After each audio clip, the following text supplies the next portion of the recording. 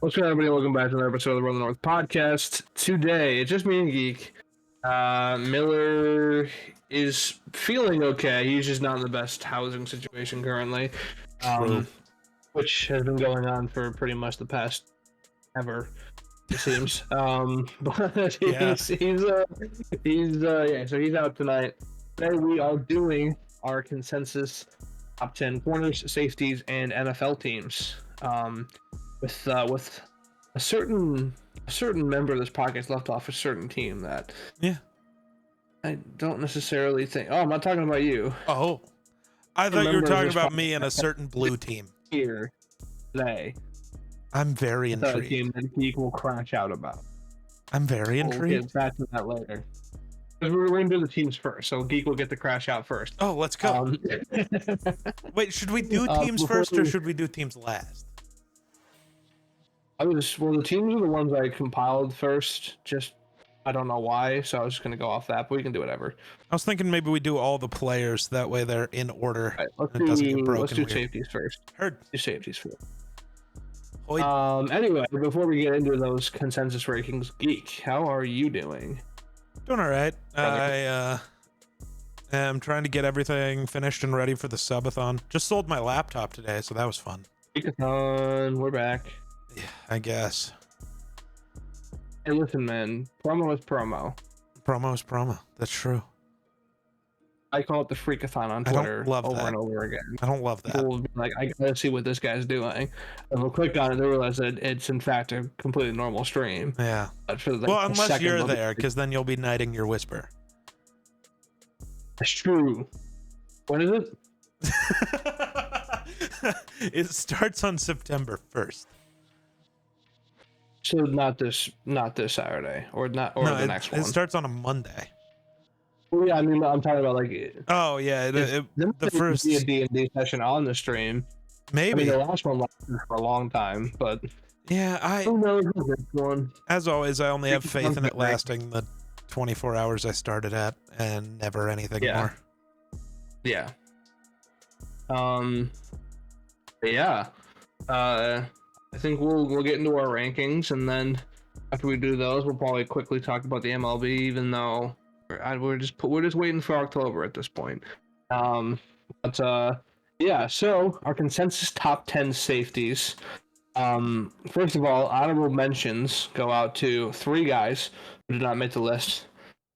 This is actually 3 guys from each of our lists didn't make it. Okay. Honorable mention goes to Jalen Petrie.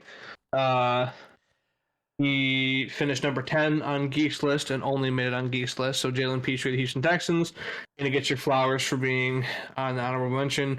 Not top 10 in the eyes of this podcast. I like Jalen Petrie. Nothing against him. It's just I had 10 guys above him.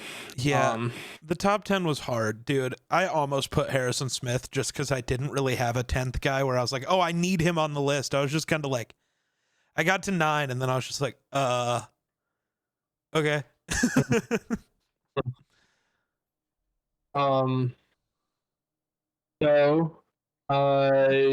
Next, Jabril Peppers. It's an honorable mention. He fell number 10 on my list. He gets sadly does not make the list. And then Talanoa Hufanga is also an honorable mention. And by process of elimination, Miller had Hufanga on his list, and he did not make the consensus because neither of me and Geek put him on our lists for reasons that we'll explain, I'm sure. But injury. Those are injury. Those are our 3 honorable mentions: Jalen Petrie, Jabril Peppers, Talanoa Hufanga. Number 10 on the Run the North consensus safety ranking list. Air safety Kevin Byard is at number 10.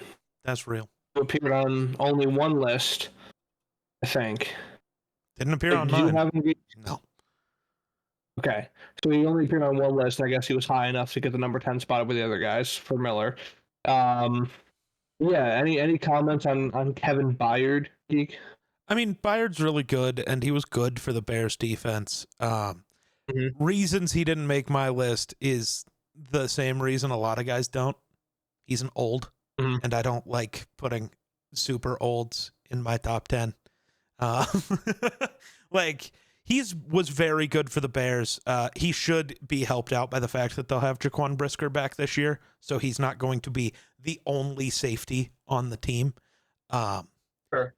But yeah, he didn't have the greatest year last year, and I don't think. What is he? 33?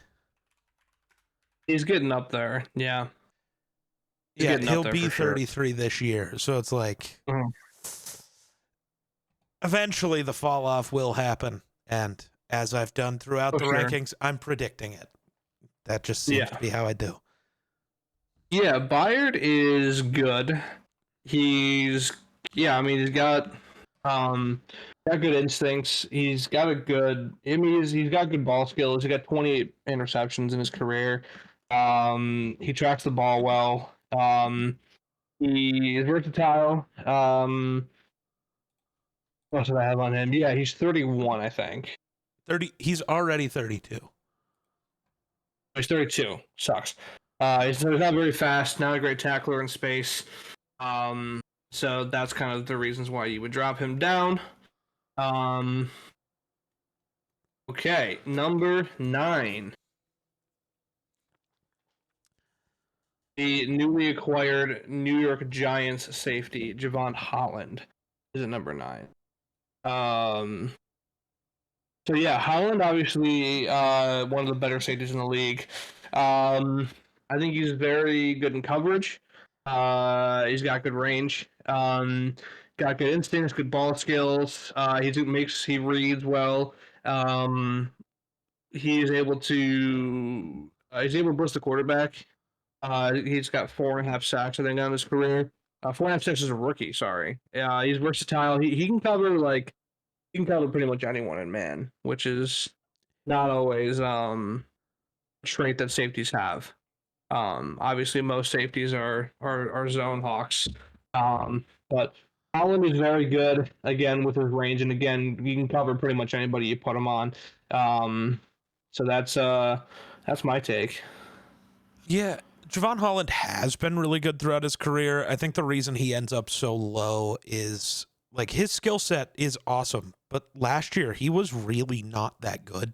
It was by far the worst year of his career, which is crazy because it was a contract year and he played by far the worst football of his career. Now, to be fair, that Dolphins defense is not good at much of No. anything. So I think everybody on the Dolphins kind of took a step back last year, especially with injuries everywhere. But yeah, I think Holland will bounce back in New York. His life's a little easier since they probably have, I don't know, the best front four in the NFL by like a Yeah, they're lot. probably the best man pass rush in the NFL at this point. Yeah. Yeah. So that should help Holland bounce back, but It should. Yep. Number 8 on the Run the North consensus safeties list, Minkah Fitzpatrick. Now back with the Miami Dolphins. So Minkah is maybe the most boom or bust safety on this list. He gambles a lot and tends to leave space behind him. He isn't very durable. He relies on the supporting cast a lot. But he's good in coverage. He's a turnover machine. He's got 5 defensive touchdowns on his career. He's versatile. He can play in the deep middle. He can play in too high. He can roll down into the slot. He really can do a lot versatility-wise.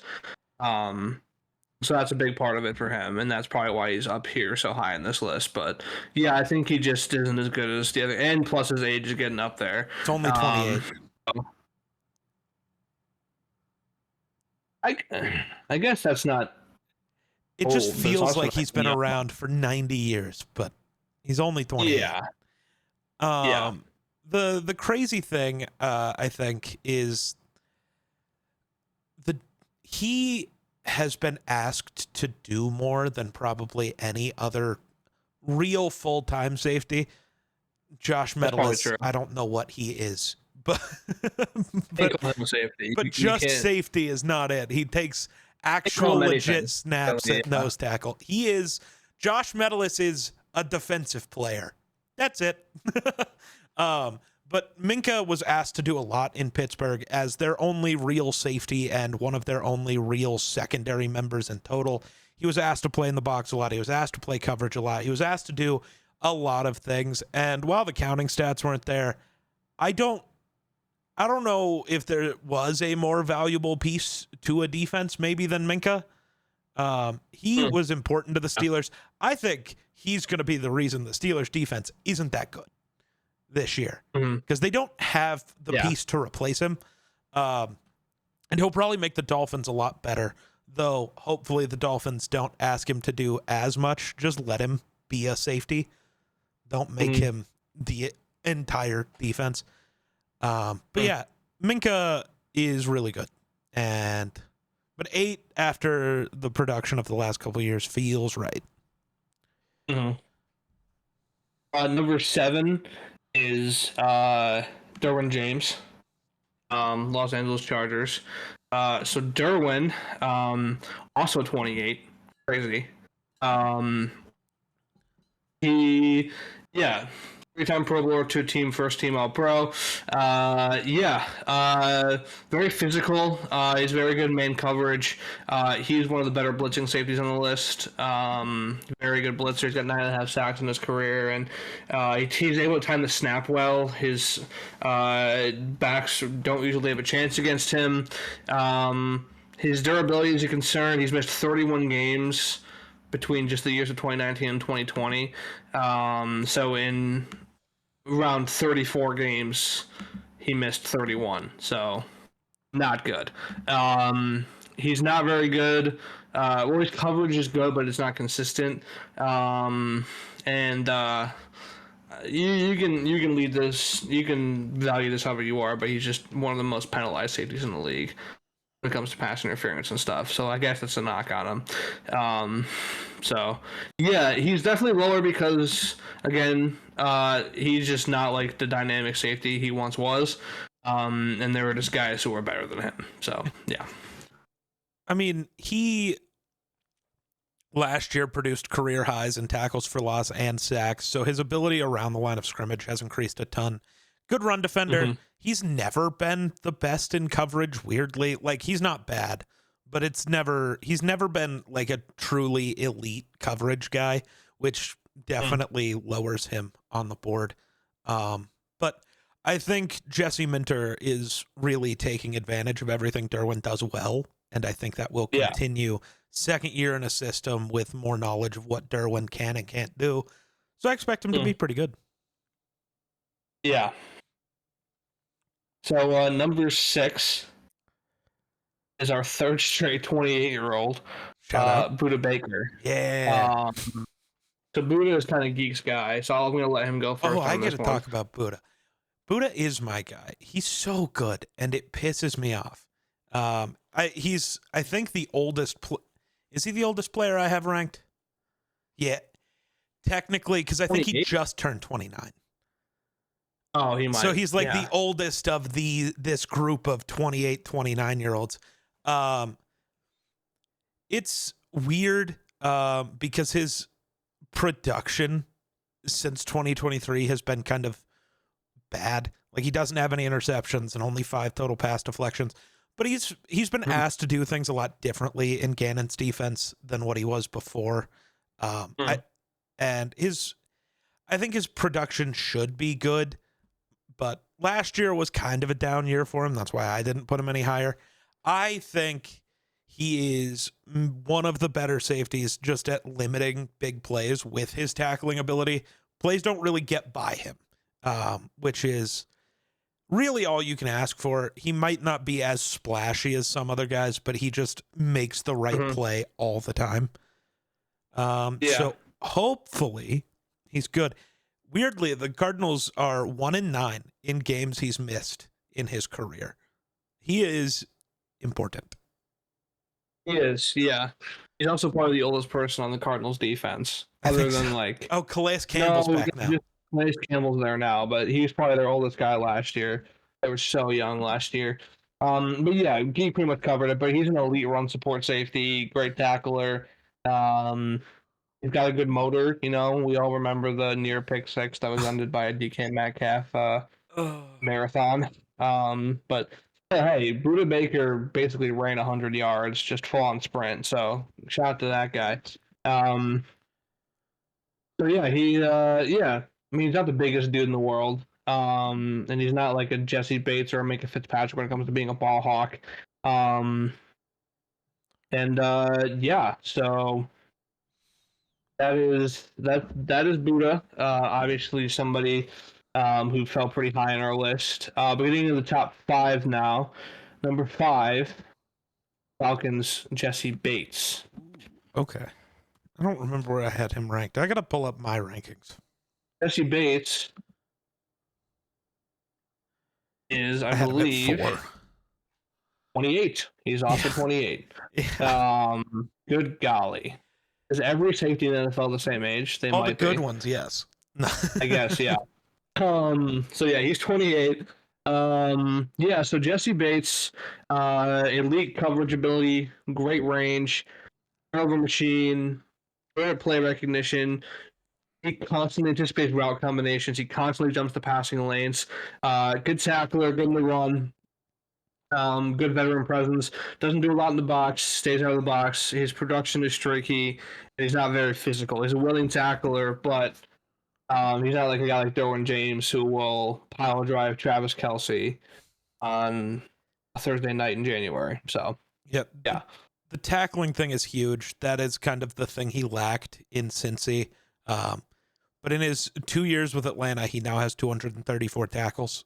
He is There's something changed there, yeah. He's been huge in that, and then as always, his coverage ability is incredible. And the nice thing is, yeah, he's 28, only has 2 years left on his deal.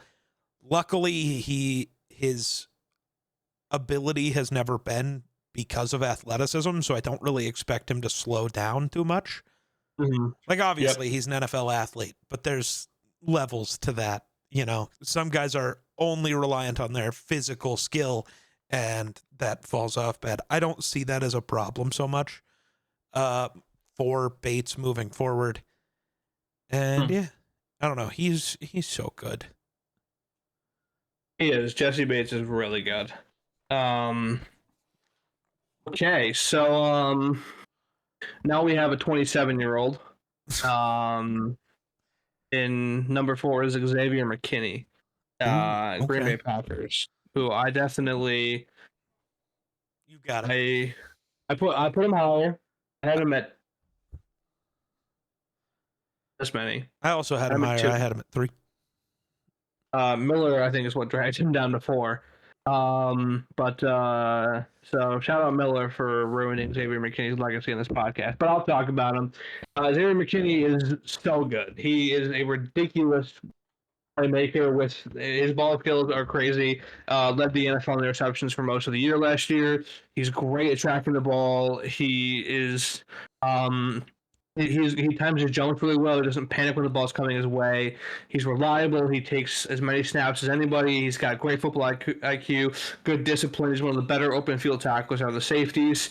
His coverage range, I mean, he's so good in coverage. He moves very smoothly. He's good in single high and split safety looks. He's fast. He has instincts. He can rotate into the slot to coverage against wide receivers and tight ends, which will be helpful this year because the Packers starting corner is Keyshawn Nixon. Is he corner 1? Yeah, I mean, yeah. Oh, icky. I believe that is the case. Yeah. Oh no. It's him, and it's Bo Melton, it's Kalen King, and it's him, it's Bo Melton, it's Kalen King. Nate Hobbs. Nate Hobbs. You have a real corner. Yeah, Nate Hobbs. Corner, not our number 1 boundary corner. Keyshawn is boundary corner 1. Nate Hobbs might have to be. I was going to say Hobbs on your depth chart is listed as your right corner. So he would be corner 1. McKinney can drop to the slot, and I'm sure he will. You have your nickel right now is Carrington Valentine. Good. Carrington Valentine is good. I forgot about that dude. Sorry, Carrington. That dude can play. Still, That is That dude can the play. secondary of all time. It is. So, if we talk about value, Xavier McKinney is Yeah.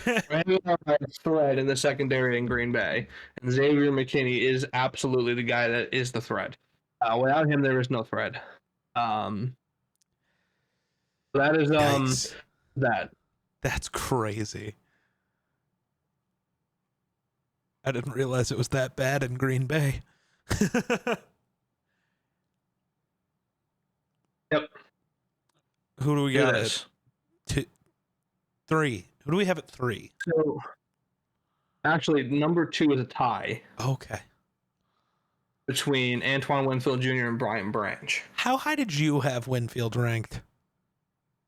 Almost positive he was 3. Okay.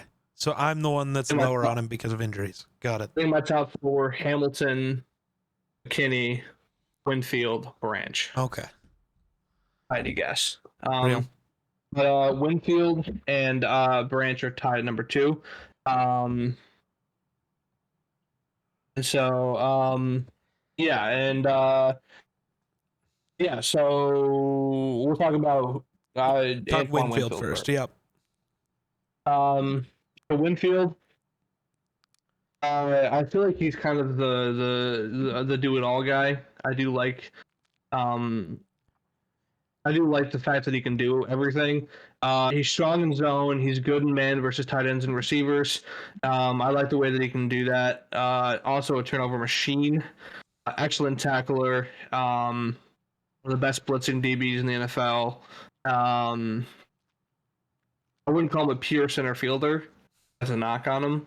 I think he's definitely better in like a 2-high look, but there's not much you can say against Antoine Winfield Jr.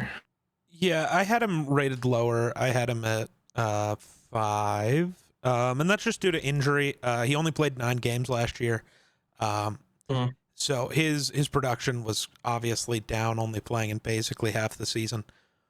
But he was still very good, and he reminds me so much of his dad. Always around the ball, great tackler. But unlike his dad, he has actual size. He's not the smallest guy on the field, which is huge for him.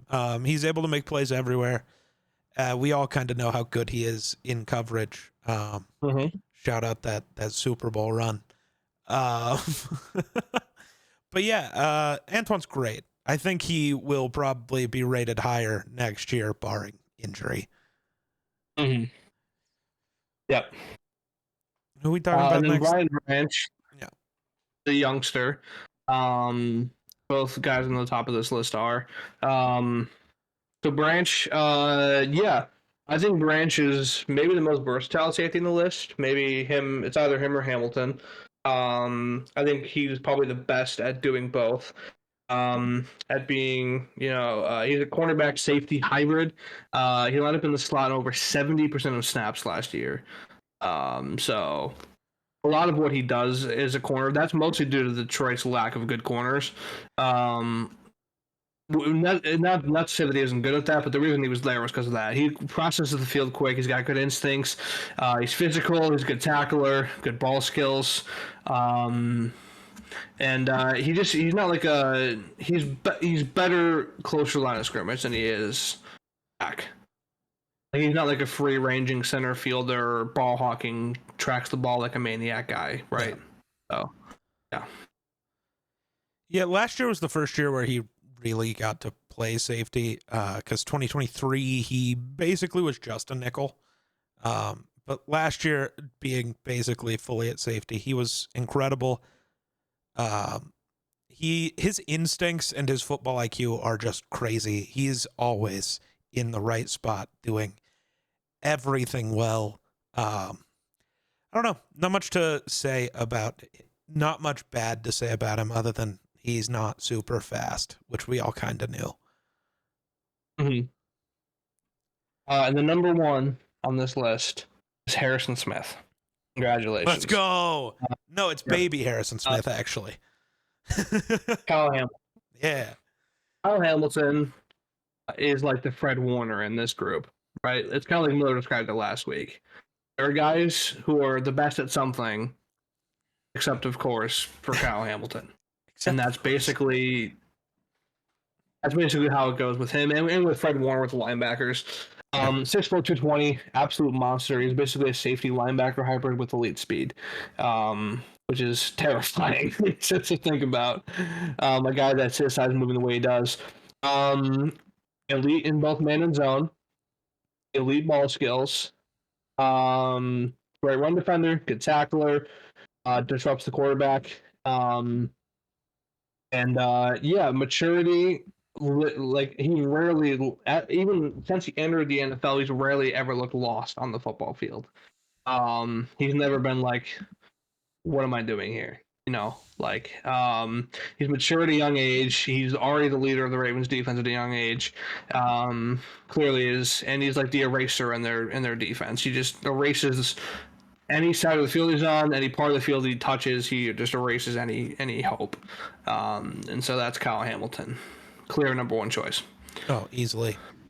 Yeah, he's again similar to Brian Branch in the basically great at everything except top end speed. But for both of them, that's more overrated or over talked about, I should say.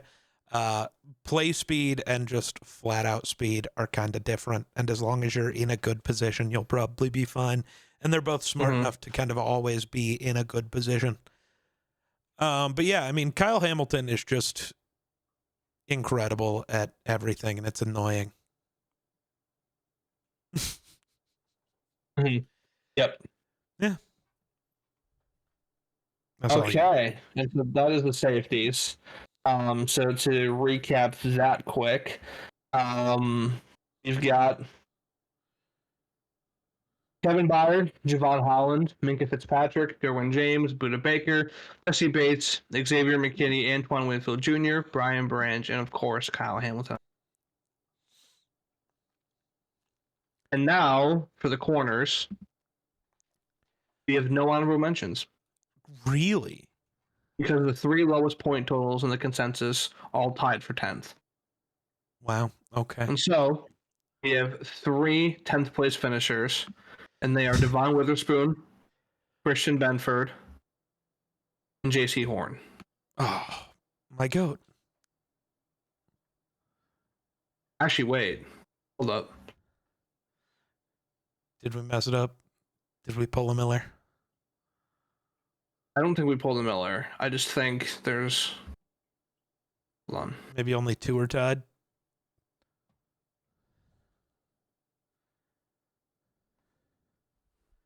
No, we have 4 that were tied. Oh. The fourth is DJ Reed. Oh. So DJ Reed, Devon Witherspoon, Christian Benford, and J.C. Horn are all tied for the 10th place spot and the consensus ranking list. So we'll blow through them. Geek, I'll let you talk about J.C. Horn because you're the only one who included him. So give us a quick J.C. Horn. That's crazy. Why are we hating on J.C. Horn? Injury. You don't get to say injury and then put a guy who missed half the season in the top 3 for safeties. That's not. Horn? How many games did JC miss last year? Like fucking 4? Wait, who did we put in the top 3 in the safeties that missed half the year? Antoine Winfield played 9 games last year. He missed 8 games. I was talking about currently injured. I thought J.C. Horn was currently injured. I don't think so. And he played 15 games last year. I don't think he's currently injured. Maybe I'm on drugs and don't know something. That's I also do think there's 10 corners better than him in the league. Crazy. Personally. That's on anyway, drugs. Give us a little J.C. Horn. Yeah, I got nothing. Nothing from that. I mean, he was healthy for basically the first time in his career last year. Had a weirdly high number of tackles for a corner, but we know he's good at that.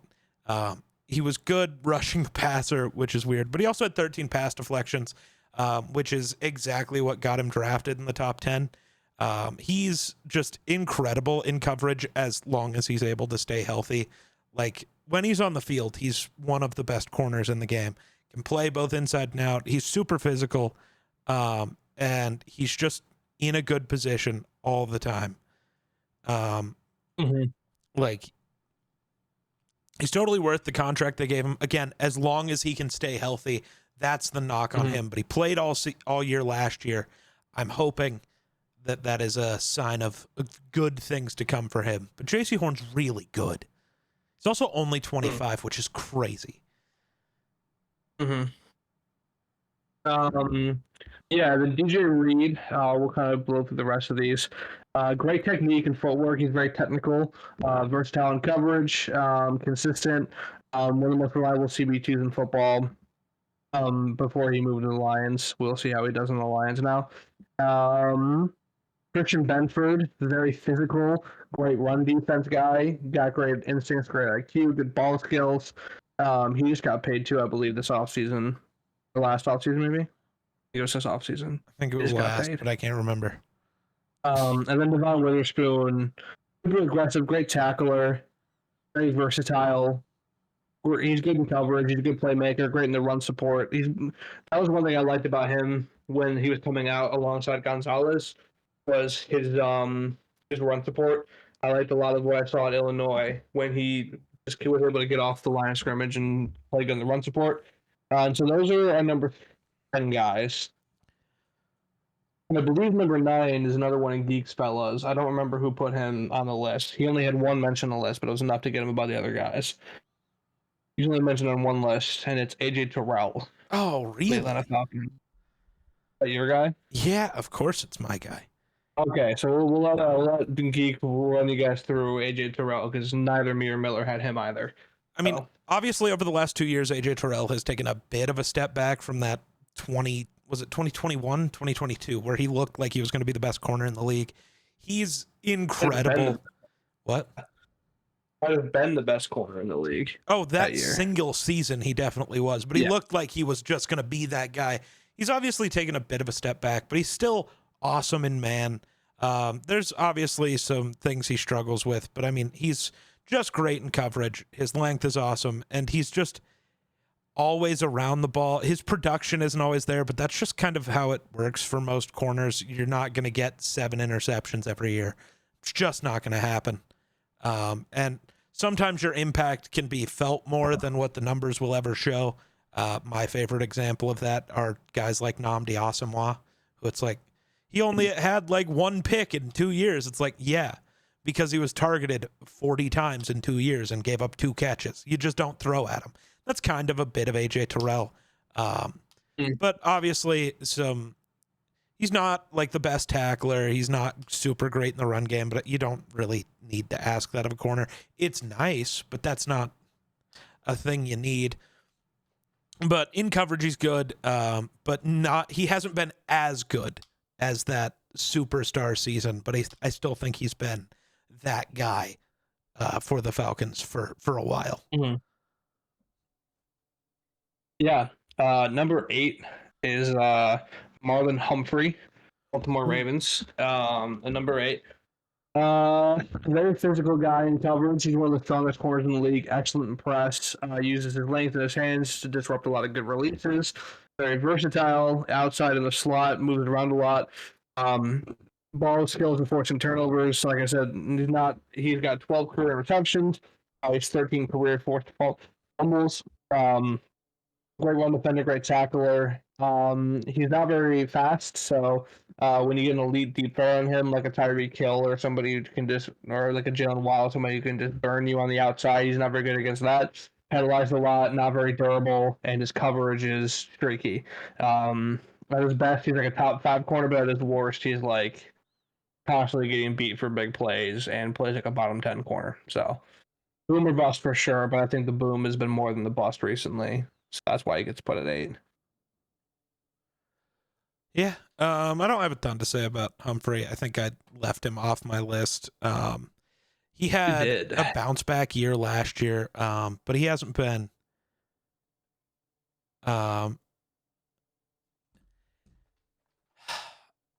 He's had rough years previously, and I don't know. I think now they're going to be smart. They're going to keep him in the slot where he's best, hopefully.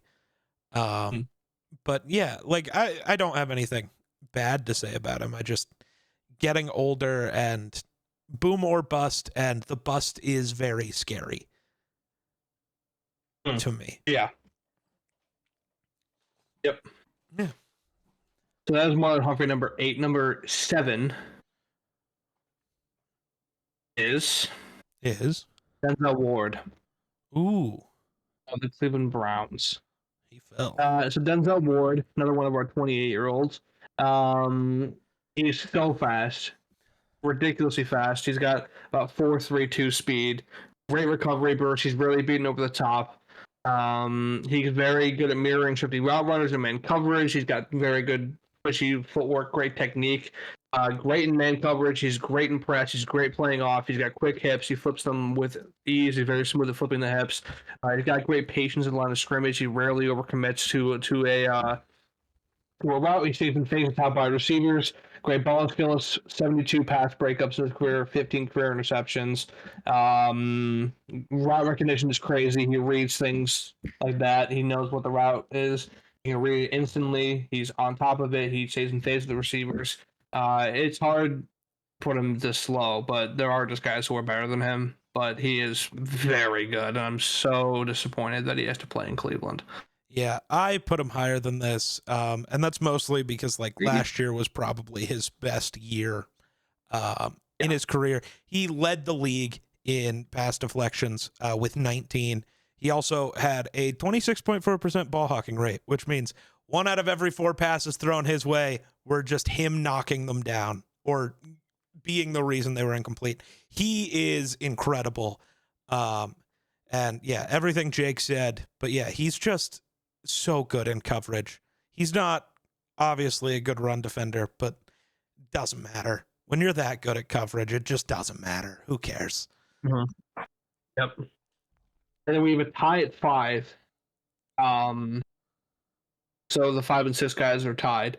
They're both AFC East corners. I think you can probably get it, but yeah, no, our I got tie it. is Yeah, between Christian Gonzalez and Sauce Gardner. yeah. Gonzalez does technically rank at 5 because he peaked higher than Gardner on some lists. So take that in consideration. But they are tied, so we'll talk about them both. Sauce first, since he technically ranked lower. I'm gonna let you start with Sauce. I'm gonna give you the spotlight for Sauce. I mean, Sposs, Jesus, Sauce obviously is a rookie. Obviously, as a rookie, he came in and was maybe the best corner in the NFL right away. Last year, he took a step back. Not really. Like every corner. Happens to every corner ever. Yeah, he Like, took a step back from 1 to like 4. He's still one of the best corners in the game. His ability in man is just incredible. Obviously, he's not the best tackler, and he gets penalized a lot. He is very handsy, and that can be a problem often. And last year, the playmaking just wasn't there, and I think that's why people are viewing that as a super down year, as he just wasn't all over the ball like he was previously. But like his feet are great. His ability to flip his hips is great. He's always able to stay with a receiver. His ball skills are really good. It's just sometimes he's too physical. Sometimes he's just like, that's his biggest problem. And then obviously he's not a good tackler. That's just never been his thing. Which early in his career didn't matter. You don't have to make tackles if no one catches the ball. Mm-hmm. True. But if you start allowing some catches, then suddenly you have to tackle, and that looks not great. But I expect him to bounce back, especially now with Aaron Glenn. That'll probably be a big boost. Yeah, it's hard to be CB1 on a team as a rookie, but he came in and it was instant. Even with DJ Reed there the first year, it was clear how much better Sauce was immediately. Sauce was insane in college too. We always knew what he was going to be. And so, yeah, I'll talk about Gonzo a little bit. Prototypical athletic corner, great coverage. He's excellent in both man and zone. He's comfortable pressing. He looks polished immediately. The injury bug got him his rookie year, I think it was. Yep. I heard as a rookie and didn't play as much. He's very versatile, composed, never panics. And yeah, the only thing about him is it's a smaller sample size, but I think the Patriots are going to be pretty good this year. I think Vrabel's going to have that defense raring to go, and if Gonzo's healthy, I think he's in conversations for the best corner in football this year, because he's going to be playing in a real defense, not coached by Gerard Mayo. He's going to be healthy, and so hopefully we get some serious Gonzo play this year, and I expect him to be one of the best corners in the league. I think Geek does too. Yeah. Last year he was awesome. Full breakout in his second year, even though it was realistically his rookie year. He was targeted 86 times, allowed only 46 catches, so 53.5% completion percentage against, the third lowest among players with at least 75 targets. He just doesn't let you catch the ball, very similar to early Sauce. But yeah, the difference is he can tackle. That's the major difference. Gonzo can tackle. Mm-hmm. Yeah. Number 4 on the list is Chiefs corner Trent McDuffie. So McDuffie, one of the younger guys on this list as well. He's 24. Versatile in coverage. He's explosive. Got good short area quickness. Not very tall, but he's got elite footwork and acceleration. Allows him to mirror receivers. He is probably one of the better cornerbacks, if not the best quarterback, at staying in face with shiftier slot guys. Great blitzer, very physical, great tackler, very good ball disruptor. He's got 2 seasons under his belt. He's got 9 forced fumbles. He's elite at stripping the ball. He's got like a punch out style, kind of similar to like Marlon Humphrey's been doing. Again, great physical, very very good tackler. He's smart. He diagnoses route combos and motions quickly. Spagnuolo. Got to be good for Spagnuolo to put the responsibility on your shoulders that he did, especially knowing what they have in L'Jarius Sneed and letting him to be the one to go. You know. Obviously, L'Jarius Sneed has been absolutely nothing since leaving Kansas City. McDuffie's thrived, so they clearly made the right choice as to who their top guy was. Yeah. So I think McDuffie's fantastic. I don't know if Geek has anything to add on him, but not really. Yeah, so that's Trent McDuffie, number 4 on our list. Number 3 on our list is Miller's golden boy, Jalen Johnson. Nice. Jalen Johnson falls in number 3. I'm going to give this one to you, Geek. What do you think about Jalen Johnson? No, don't do that. I could bully him instead. We could just bully Jalen Johnson since Miller's not here. I'm giving you the floor, so you can do whatever you want with Jalen Johnson. I'm not going to do that. As funny as it would be, I'm not going to do that. No, he's been super consistent over the last 2 years. He's pretty decent around the ball. He's not like a super great playmaker. He's not going to intercept it a ton, but he's always got his hands over the ball. He just doesn't let you make catches. Last year was obviously not as great, but that Bears defense was nothing short of atrocious. He's really good in zone, but he's also at least got the tools to be really good in man. He wasn't allowed to do that a ton with Eberflus, but I am super sure Dennis Allen is going to have him in man a lot. But yeah, his 2023 was better, but I expect a lot of that to pick up now. Dennis Allen is going to use him way better. And I'm excited to see what him as a pure man corner is going to be. I think he'll be better at that, even though he is good in zone. I think he will be better in man.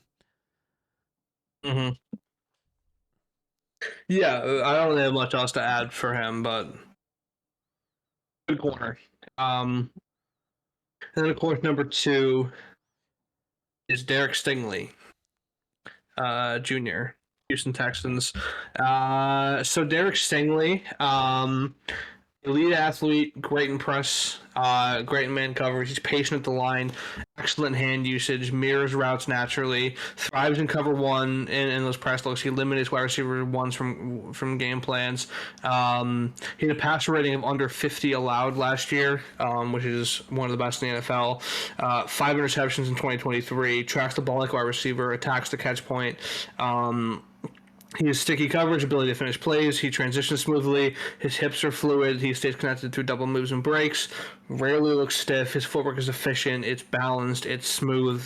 His technique is fantastic. His football IQ is up there with the best of them. So I'm not sure what you can say as a knock on Derek Stingley. It's hard to think of things to say against him. So I won't. Yeah, the craziest thing to me last year was he had 5 interceptions on the year.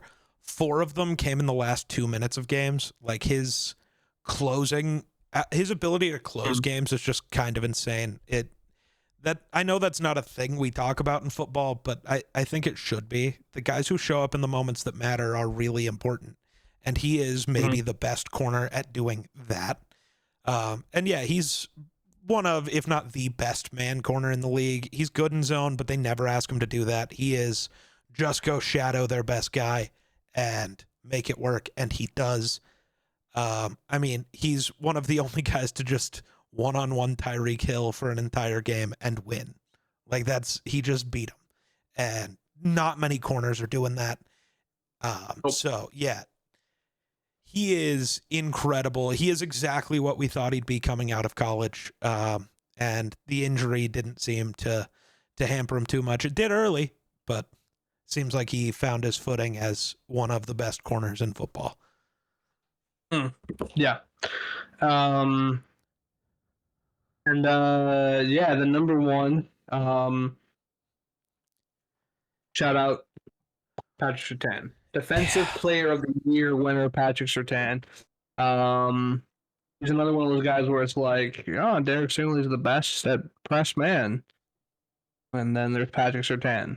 Like it just, he's good. Everything is super smart, excellent coverage, fantastic in press. He's exceptionally patient. He doesn't bite on the face. He trusts his technique. His length smothers receivers. He rarely gets clean races. He's one of the very best, if not the best, at eliminating wide receiver ones and one-on-one matchups, like Geek mentioned with Tyreek Hill. He doesn't have like a ton of interceptions, but he's elite at breaking up passes. 36 QBs in his career. He plays through the hands of timing and body control. QBs often. Do you want to know why he doesn't have any interceptions, or why he doesn't have that many interceptions? Because no QB is dumb enough to throw it near him, right? Like if you were playing Denver Broncos, you better pray your wide receiver 2 is on his A game, because your quarterback isn't even going to look in the direction of Patrick Surtain. So that's probably the highest compliment I can give Patrick Surtain is the fact that QBs are scared to even look at him when they're throwing the football. So yeah, that's him. Yeah, he is, much like Stingley, one of the only guys who truly shadows the best receiver. He is always, whoever the number one is, that's who I'm taking. The rest of the defense will figure it out, and he's the best at it. I hate it. He shouldn't be a Bronco. Mm-hmm. Should not be a Bronco. That's sad, isn't it? Yeah. Sad. Yeah. Those are our top 10 quarterbacks. Again, those are number 10, a tie for Devon Witherspoon, Christian Benford, DJ Reed, and J.C. Horn. AJ Terrell, Marlon Humphrey, Denzel Ward, Sauce Gardner, Christian Gonzalez. At 5, Trent McDuffie at 4, Jalen Johnson at 3, Derek Stingley Jr. at 2, and Patrick Surtain. No, an honorable mention did get left off. What the hell? Why are you forgetting my list, you bastard? Byron Murphy Jr. is the honorable mention. That's crazy. That's some crazy erasure. My bad, dude. That's crazy. You only did it because he was a Viking. That's crazy. I forgot about Murphy Jr. I forgot about him. No, it's fine. We can move on. He's the only guy who didn't actually make the list, which is sad. But he was awesome. And so now we get our top 10 NFL teams from our consensus. Yeah. Geek will not crash out because a team got left off this list. Will crash out because a team got left off by a certain member of the podcast that probably dropped this team a few spots. But we're not talking about them yet, because number 10, we have the Houston Texans as in our top 10 spot. Obviously, we know the quarterback is good in CJ Stroud. Miko Ryans is a good head coach. The defense is going to be one of the best in the NFL. So No reason to believe they won't win the AFC South with ease this year, especially with the decision the Colts just made at quarterback. And with Travis Hunter, new coach, maybe the Jaguars make a push. I don't believe in the Titans quite yet this year. We don't know what Brian Callahan is. We don't know what Cam Ward is. We don't know what the receivers are. We don't know what the running backs are. We don't know what the offensive line is. We don't know what we don't know. With the Titans, there's a lot of question. So the Jaguars are the only team that really has a chance in that division besides the Texans. So if you're a Jaguars believer, maybe you put them at least close to the Texans, but I'm not sure there's anybody competing in the AFC South. They'll probably win it with ease. The issue with the Texans, I had them rated a little higher than everybody else, but the main issue that definitely didn't get better is their offensive line sucks. Their best offensive lineman is either Cam Robinson or rookie Ariante Ursary. That's not great. You're a team that is probably going to have Ed Ingram starting games for you at guard. That is not ideal, let me tell you. So their offensive line is about the only thing that gives me pause from just saying they're one of the 3 or 4 best teams in football. They're probably going to have the best defense in the league. CJ Stroud is obviously awesome. They have good running backs. Their receiving room is just ridiculous. Yeah. Dalton Schultz is a good tight end. Cade Stover's good. Their tight end 3 is Irv Smith Jr. Yeah. That's crazy. They have so many good players as weapons. Their offensive line, at least currently, they did change it a bunch from last year, so maybe it's better. But it's just the names at least give you pause when talking about them, for sure. Who's at 9? Number 9 is the 49ers. Just pay Brock Purdy. McCaffrey should be healthy this year. They're still good. They still have weapons. Kittle's the best tight end in football. And McCaffrey should be good if he's healthy. Purdy, we all have our different thoughts on Purdy. Obviously, Miller's a bit higher than we are. But the defense is still really good. Robert Saleh's back. I think that'll be good for their defense. Obviously, Shanahan's a mastermind on offense. And so, overall, I think you really do have to believe in the Niners still. And so I do. I don't as much. I think their offensive line wasn't great last year, and they lost some offensive linemen. Their defensive line wasn't great last year, and they lost some defensive linemen. Their receiving core got worse. Christian McCaffrey should be healthy, and that's good. But yeah, I don't trust their O-line. Their D-line's weird. I don't know if their corner room is going to be that good, losing their best corner. Like, they did more losing pieces than they did gaining pieces, and they already weren't that good of a team last year. That's concerning to me. So I don't have as much faith as it seems you guys do. And everyone knows me and my issues with thinking Brock Purdy's that good, and you're going to give him the worst supporting cast he's ever had. I don't. Again, he wasn't able to lift him up last year, and odds are they're worse this year. That's a problem to me. Could I be proven wrong? Absolutely. Going into the season, I can't sit here and be like, yes, this is the team. Yeah. Number 8 is the Buccaneers. That is obviously a great offensive line. Baker has been good. We'll see what happens with the offense, but he's had a bunch of different offensive play callers, and he seemed to make it work. Like the defense, like Kalijah Kancey, Vita Vea, Devontae David, still have Antoine Winfield on the back end. So overall, I think the Buccaneers are going to be really good this year. Todd Bowles is a defensive genius, and I think that he's really going to obviously keep that defense strong. They're going to win that division, I think, with ease as well. I like the Panthers, but I really don't think they're going to make that big of a push for the division yet. And the Buccaneers, I think, are the team to beat in the NFC South. I do think they're significantly better than the 49ers and the Texans just because they're more of a known entity than those two teams currently. Yep. I have more trust in what we're going to see from the Bucs than those other two teams. Yes. Anything, Geek? I not really. I think you covered most of it. The nice thing for the Bucs is they didn't really lose pieces. They're one of the few teams that just kind of added, which is nice. They'll probably stay about what they were last year, which is easily the best team in their division and a team that you don't exactly want to play when January comes around. Number 7. Like the first crash out of the episode. Number 7, Minnesota Vikings. I mean, I had them rated at 6.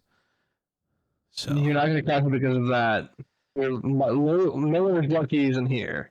They were not on his list. That's crazy, but like... Because I was sitting at number 6, he was at number 7. At 6, he had the Broncos. Missed this list. Okay. Miller's list, just to give you context, Ravens, Eagles, Chiefs, Bills, Rams, Broncos, Lions, 49ers, Buccaneers, Bears. That's Miller's list. So maybe you'd probably crash out a lot harder if he were here, but I'm just letting you know. I'm just those unhappy. are the teams that he put in above. So the Bears and the Niners make the list while having worse rosters in every way, and for the Bears, an unproven coaching staff. We have no clue if Ben Johnson's actually any good at being a head coach, and we have seen that you can be a good coordinator and be a bad coach. That happens a lot. It does. It does. The Broncos one is crazy because, again, the Vikings roster is insane.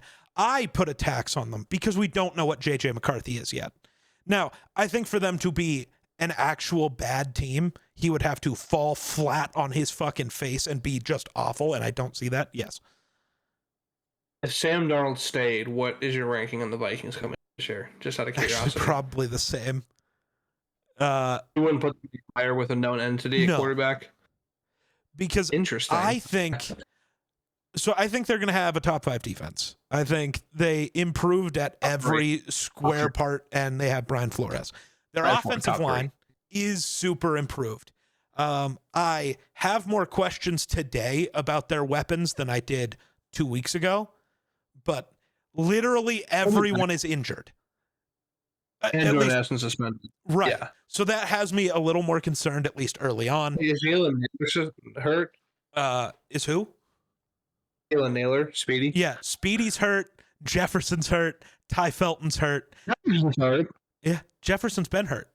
He got hurt in the first week of camp. But he's not going to miss any time. Hopefully not. Like regular season time.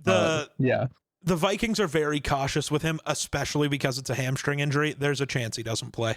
I'm not going to say it's likely that he doesn't, but there is a chance. And I'm going to keep talking about how there's a chance just because. They played the Bears week 1. They don't need him. True.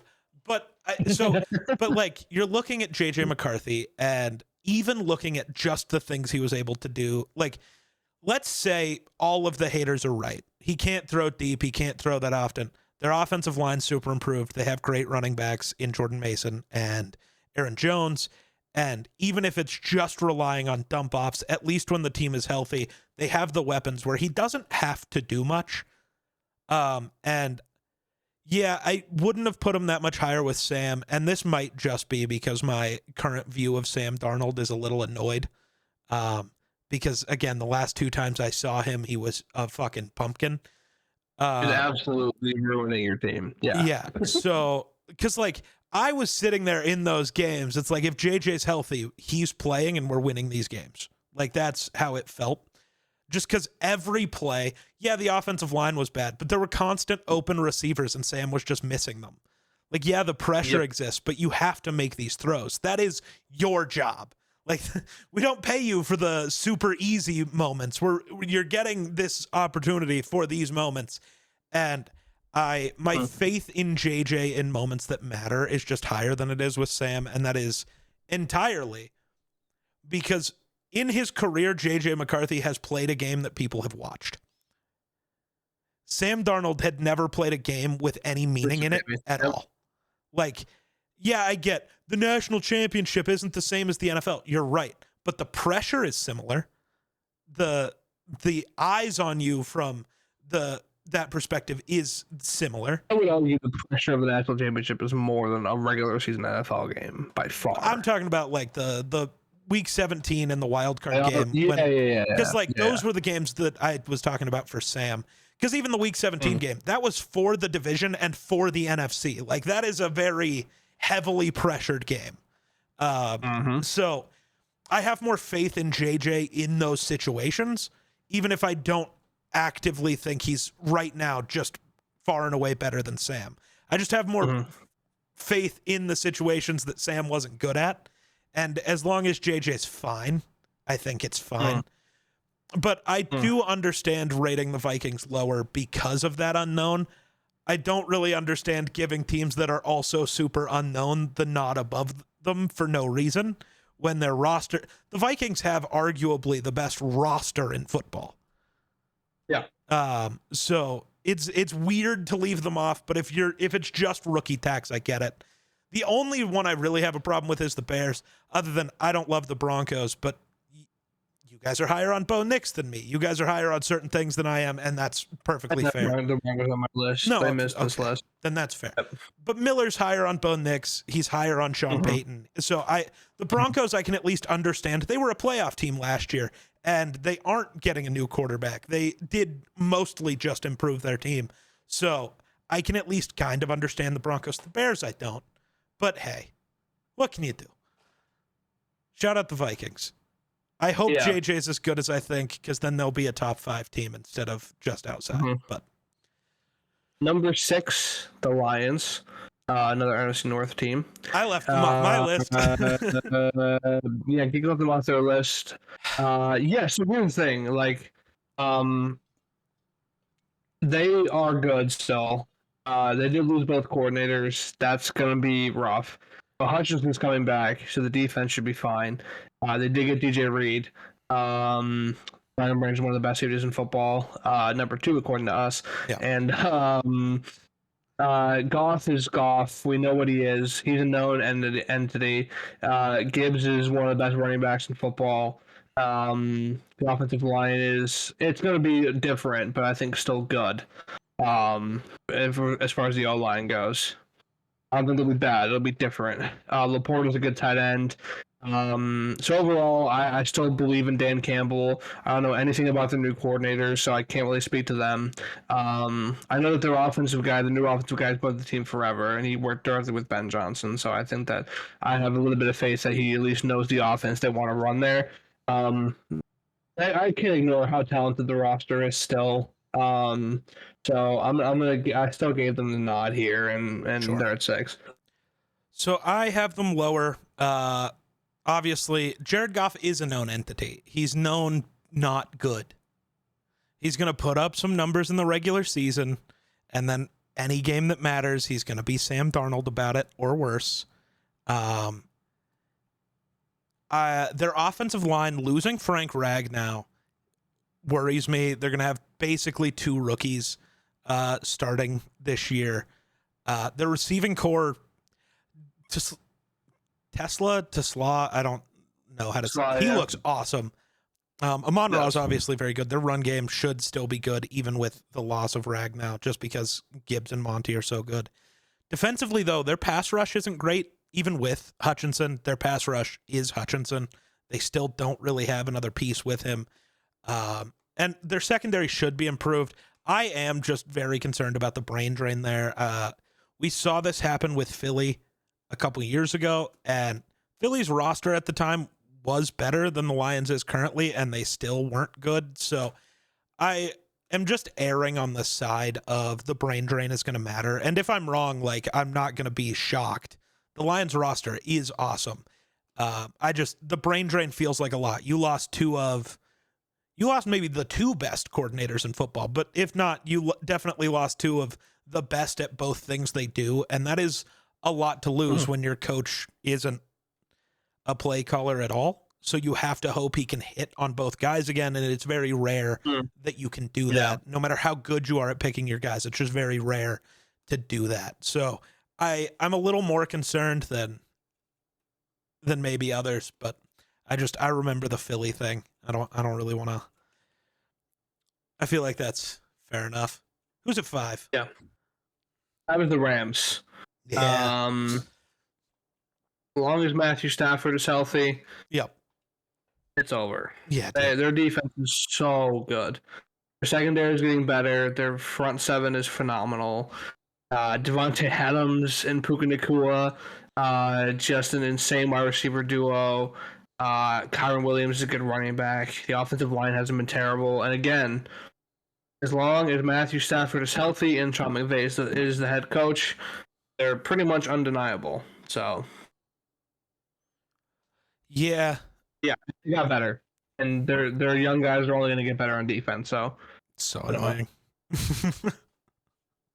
Yep. Yeah. Yeah.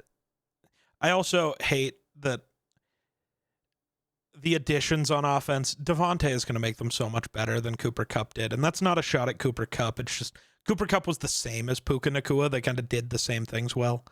Devontae does something entirely different and is probably going to have the best year of his career, and that's annoying. Mm-hmm. Who's at 4? Tied 3 and 4. So basically tied at 3 are the Bills and the Chiefs. Nice. Yeah. They're still just can't avoid each other. So tell about the Chiefs first, because they were at 4, but they're tied. Yeah, obviously Mahomes is still the guy. As long as he's there, it's hard.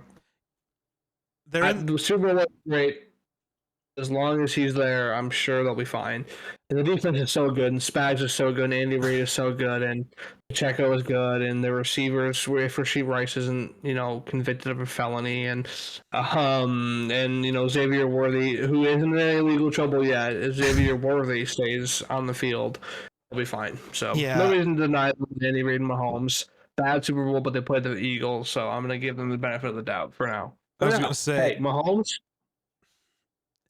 Oh, we are watching this year. I've already said if Lamar outperforms him the same way again, I will be pushing narratives. It's over. It's number 1. Oh gosh, it could be anybody. I think Lamar is the only one I'm willing to say, as long as he performs better, and that's it. Like, because even if Mahomes has a great season, if Lamar's better again, it's over. Whereas Josh, I have a few more questions about, but that's just because Lamar has been elite always. But yeah, as long as you have Mahomes and Reed and Spags, you're good. They'll be here. Yeah. That's not changing. It's very reminiscent of the Belichick, McDaniels, Brady Patriots. It is. Yep.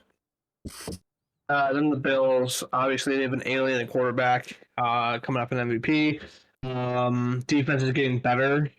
Weapons are there. Keon Coleman, all the talk about him is good out of camp. Khalil Shakir. Who is their other wide receiver? Curtis Samuel? Shakir, Coleman, Samuel? No, I don't think Samuel's there anymore. No. Matt Collins left too.